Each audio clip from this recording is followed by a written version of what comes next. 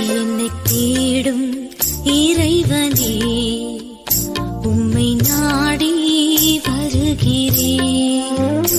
என்னை தேடும் இறைவனே, உம்மை நாடி வருகிறேன். ஆகஸ்ட் 17ஆம் நாள். இன்றைய தியானத்தின் தலைப்பு கூடாத காரியம். வாசிக்க வேண்டிய திருமறை பகுதி எபிரேயர் 6ஆம் அதிகாரம் முதல் 12 வசனங்கள். கூடாத காரியம். மறுதலித்து போனவர்களை மறுபடியும் புதுப்பிக்கிறது கூடாத காரியம். எபிரேயர் 6ஆம் அதிகாரம் 6வது வசனம். எபிரேயர் நிருபத்தின் இந்த பகுதி ஏற்கனவே கிறிஸ்துவை ஏற்றுக்கொண்டிருந்தும் பின்வாங்கி போனவர்களை குறித்து சொல்கிறது. நம் ஆன்மீக வாழ்க்கையில் முதல் படி மனம் திரும்புதல், அடுத்து விசுவாசம் என்று நியாய தீர்ப்பு வரை பல படிகள் இருக்கின்றன. நியாய தீர்ப்புக்கு கிறிஸ்துவின் கிருபையை நம்பி அவருடைய பிரமாணங்களின்படி பூரணராகிவிட்டால் கவலை இல்லை. தேவனுடைய சித்தம் அதுவே. ஆனாலும் மனித பலவீனத்தால், அலட்சியத்தால், சூழ்நிலைகளால் ஒரு சிலர் பரிசுத்த ஆவியை பெற்றிருந்தும் கூட தேவ வசனங்களையும் மோட்ச பேரானந்தத்தையும் குறித்து அறிந்திருந்தாலும் கூட பாவ படுகொழிக்குள் விழுந்து போகிறார்கள். அப்படிப்பட்டவர்களை வேதம் கடுமையாய் கண்டிக்கிறது. அவர்களை மறுதலித்து போனவர்கள் என்கிறது. அதையும் விட கடுமையாய் அவர்கள் கிறிஸ்துவை மறுபடியும் சிலுவையில் அறைந்து அவமானப்படுத்துகிறார்கள் என்று வேதம் சொல்கிறது. இப்படி மீண்டும் பெரும் பாவங்களுக்கு அடிமையானவர்கள் மனம் திரும்புவதும் புதுப்பிக்கப்படுவதும் கூடாத காரியம் என்கிறது. இவர்கள் தகாததாய் சபிக்கப்பட்டதாய் இருக்கிற பாழ் நிலத்தை சுட்டெரிப்பது போல சுட்டெரிக்கப்படுவார்கள் என்று தண்டனையையும் கோடிட்டு காட்டுகிறது. ஆனாலும் தேவன் அநீதியுள்ளவர் அல்ல.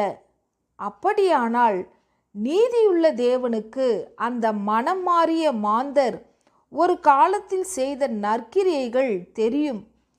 பரிசுத்தவான்களுக்கு அவர்கள் செய்த ஊழியமும் அன்புள்ள பிரயாசமும் தெரியும். எனவே அவர்களை மீண்டும் ஏற்றுக்கொள்ள வாய்ப்பு உண்டு என்று சொல்லாமல் எபிரேயர் நிருபம் முடிவு பரியந்தம் எச்சரிக்கையோடு இருங்கள் என்றே புத்தி சொல்கிறது. மறுதலித்த பேதுருவையே ஏற்றுக்கொண்டார் என்று சொல்லி நாம் பின்வாங்கி அவரை மீண்டும் சிலுவையில் அறைகிற கொடியவர்களாக கூடாது. தகப்பனை விட்டு பிரிந்து பாவ சேற்றில் விழுந்து பன்றி தின்னும் தவிட்டுக்காக தவித்த இளைய மகனின் நிலைக்கு போகாமல் சுதாரித்து கொள்வோம்.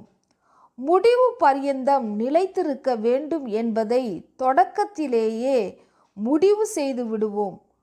பாவ உணர்வோடு அசதியாயிராமல் எச்சரிக்கையோடு தேவ நெறிமுறைகளை பின்பற்றுவோம். சில மனிதரால் கூடாத காரியங்கள் தேவனால் கூடும்.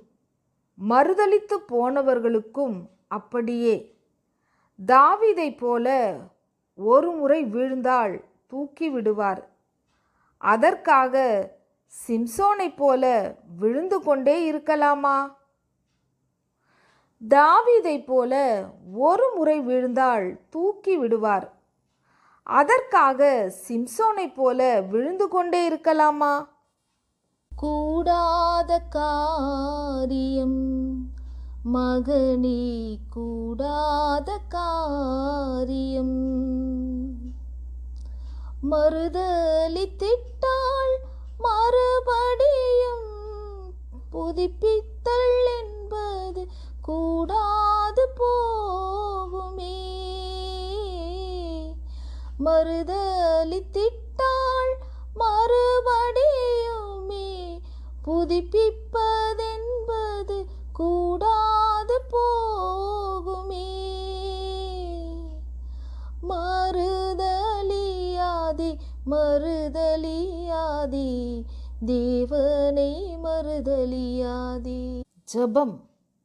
அப்பா பிதாவே, என் மோட்ச பயணத்தை தொடங்கிவிட்டேன். முடிவு பரியந்தம் என்னோடு வாரும். ஆமேன்.